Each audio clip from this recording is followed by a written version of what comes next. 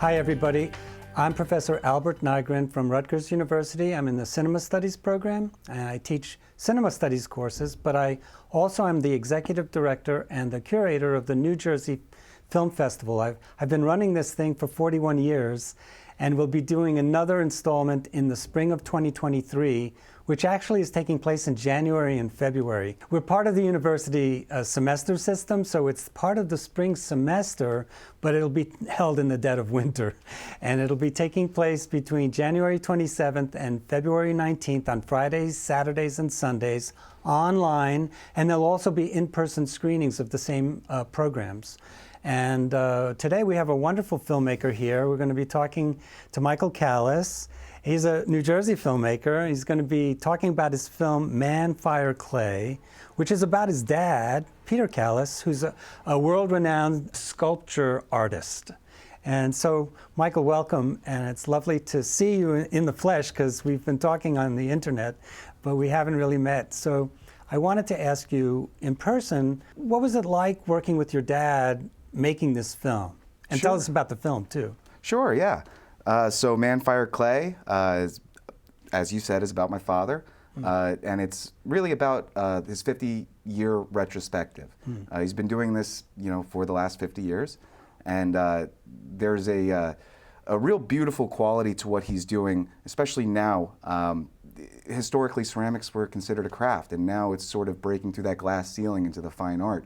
And given that opportunity to showcase my dad and get to know my dad was a really excellent opportunity, something that I can't speak of enough. You get to really get to know the guy who and where he came from, and just put something together that showcases that. Well, his art is really quite unusual, right? Yeah. Because it's not dishes and vases. Sure. Yeah, there's a lot of functionality to his art, but his art really does embrace the odd shapes and the organic nature that you would see in places like the Pacific North Rim, Right. or other geographic anomalies. Well, he really works the material, and that's a reflection of himself. It's how, as an artist, he can show himself through his art, and folks can see that it's really not your standard type of pottery. Right? Sure. Yeah. There's a push and a pull and a manipulation of a medium that's really. And my dad in the film says it best. It's the coming together of all the natural elements. Air, earth, fire, and water. Yeah. And with that, there's such a kinetic, physicality to it. And as mentioned in the film, there's an energy that my father has that really can only be told through this medium. Yeah. And I think your film does a really great job showing that, and you get to see everything from him putting the stuff into the kiln, and we talked a lot about the GoPro that you sacrificed in shooting, the interior of the kiln, which Yes. would basically melt the thing. But those are some of the highlights of the movie, because it's an atmospheric film, and you as a filmmaker have to also craft your film in a similar way to your dad crafting his own art. So Sure. Did you see a kinship? Yeah, in your work? there was something neat to the whole process, because as you mentioned, we did actually sacrifice the camera. We put a GoPro inside a 3,000-degree kiln yeah. that was on fire.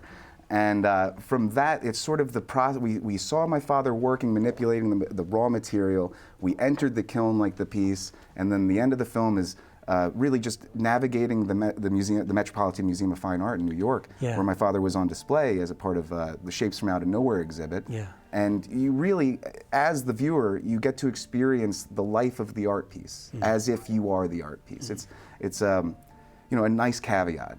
Yeah. I mean, there's a movie that David Lynch did. It's a kind of biopic called The Art of Life, where he's creating a work of art as he's waking his way through the whole documentary, and then at the end you get to see the finished piece. And I think seeing your film, there's some similarities, but of course this is a little bit different, because we're able to track your father's life from when he became an artist, the various mentors that he worked with and broke with, and now where he is today. So it's a kind of celebration of his life as an artist. Yeah. Was that the intent of the piece? Sure, yeah. In fact, yes, it was the intention. And some of the best criticism that we've received is that it really is just a song of a man, and a song of an individual who, against all odds, is chasing a dream.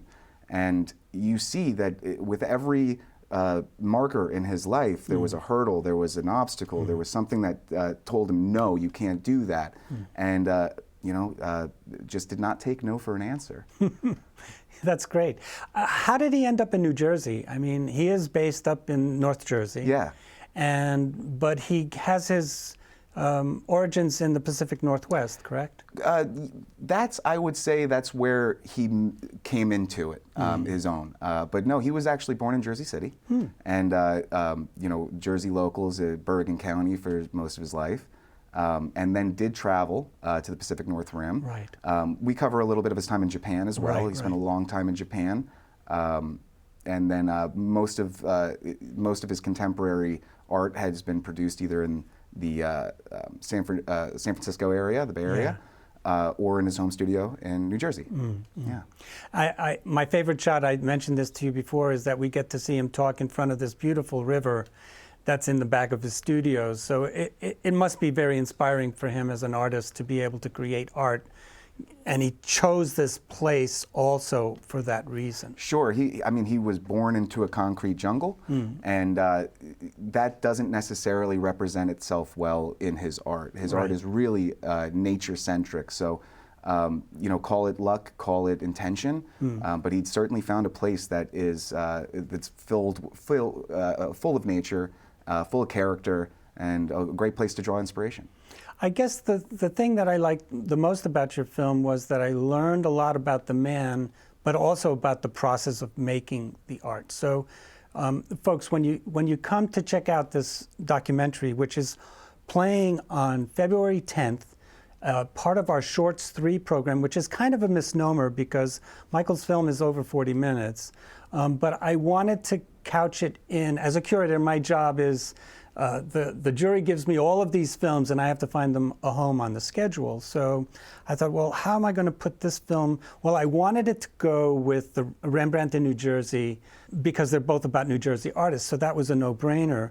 And we had a really wonderful batch of animation films, so I thought, let's put them all together and we'll call it Shorts, and there'll be a long film at the end of it. So the program is on February 10th. It'll be available for 24 hours online, and you can start watching late in the day, and you still have 24 hours to watch it, so you can watch it into the 11th of February if you start watching it late in the day on the 10th.